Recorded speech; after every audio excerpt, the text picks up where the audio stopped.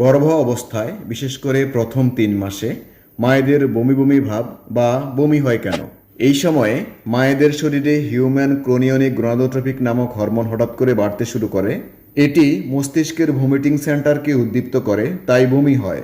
অন্যদিকে ইস্ট্রোজেন নামক হরমোনের কারণে গন্ধের প্রতি সংবেদনশীলতা বেড়ে যায়, ফলে স্বাভাবিক গন্ধও বিরক্ত লাগে। আবার প্রজেস্টেরন হরমোনের কারণে পাকস্থলীতে খাবার হজম ধীর গতিতে হয়, ফলে বমি বমি ভাব দেখা দেয়। এই সময়ে পাকস্থলীর মুভমেন্ট কমে যায়, তাই বদহজম ও হাইপার অ্যাসিডিটি তৈরি হয়।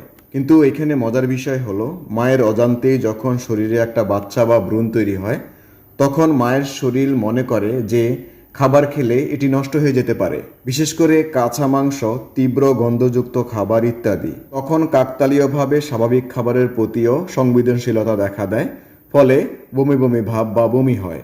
এই বমি বমি ভাব বা বমির লক্ষণ মূলত শরীর তার নিজের বাচ্চাকে প্রোটেকশন বা ক্ষতির হাত থেকে রক্ষা করার মেকানিজম হিসাবে করে থাকে।